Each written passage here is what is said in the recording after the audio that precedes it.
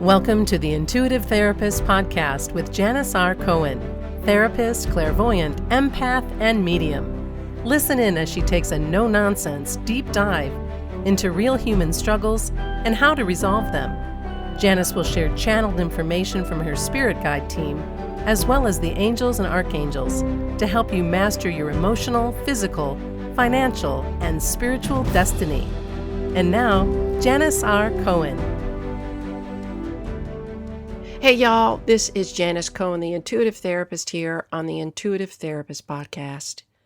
I would imagine that you could lean back into a time in your life where you just wanted to slither away from reality like a snake and go hide somewhere. You wanted to escape. And haven't we all wanted to do that at one point or another? I know I have. And the hard part is that you take yourself wherever you go. And the relationship with yourself is actually the most complicated one you'll ever have, because you can't walk away from yourself. You can't run away from yourself. You can't outthink yourself. You can't outlast yourself or do anything beyond the limitations of what you make for yourself. That makes life challenging at times, and at others, facing that reality is a comfort.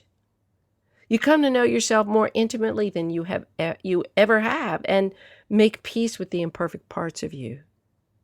I wanted to talk today about the concept of not being able to escape yourself, because I'm sure that if you aren't experiencing something right now that makes you want to run away from reality, too much debt, emotional exhaustion, challenging relationships, troubles at work, or any other difficulty that you might be facing now, surely you can connect with a time in your past where you wanted to put on an invisibility cloak like Harry Potter did in his movies and vanish from that moment, only for enough time to take a breather and gain some relief.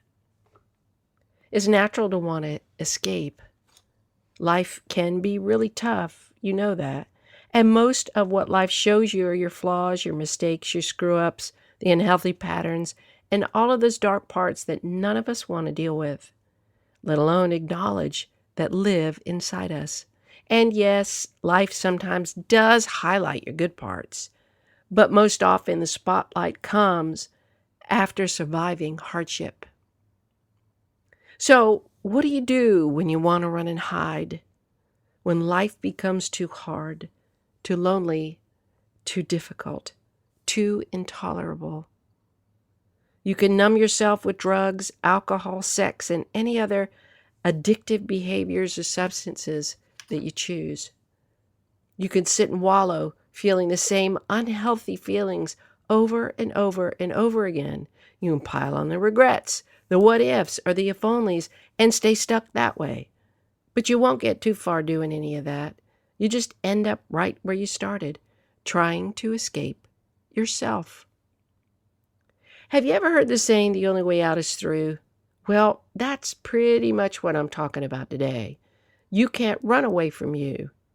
The only thing you can do is give yourself the opportunity to stop, become an observer, and watch how you think and act.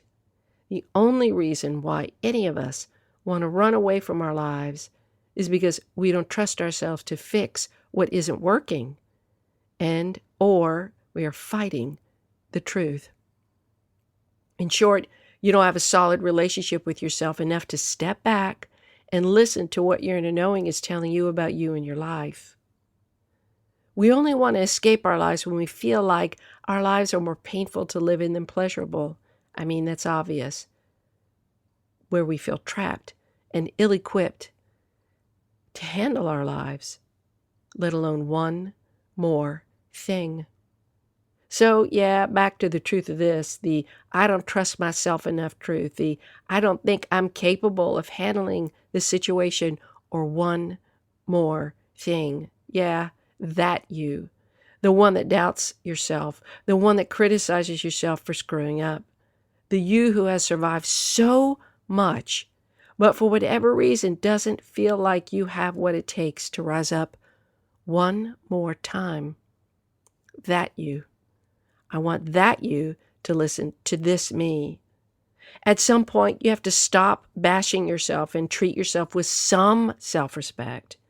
At some point, you have to stop wanting to escape your life and work on building a life that you actually enjoy, that you actually have peace in. At some point, you need to accept your flaws, realizing that perfection in a human is never, ever, ever possible. You're not as special as you think you are, in truth. I know that may stink to hear. So you're really not entitled to feel bad about your life, and I'm going to tell you why. We all have shit to deal with, and no one's pain is more valuable or more potent or more powerful than anybody else's. We each experience our pain in our own way, and the value and impact is only measured by the impact and value it has to us. Comparing your pain to somebody else's is like trying to compare apples to a hippopotamus. It's impossible. There is no comparison. Your life is yours, and you choose it for a reason. Your battles are yours to fight. Your changes are yours to make. Your relationships are yours to figure out. Your skill sets are yours to develop. Your mistakes are yours to learn from. Your failures are yours to make future successes out of. So you see, you can't ever escape yourself because you're with you all the time. You have to embrace yourself at some point instead of fighting everything inside you. You have to forgive yourself for mistakes you've made because no one else is going to be able to do that for you either. You have to deal with every freaking godforsaking, annoying, embarrassing, humiliating, scary, shocking, ugly flaw you have, because if you don't, you'll live your life haunted by them every single day. And when you have a haunted life, you disrespect your body, your worth, and you harass your soul. And you ultimately rob yourself of the valuable life you could have. None of that is kind, and none of that makes you a better person. Am I right, or am I right? You have to find a way to love you. I know that sounds corny, but you have to.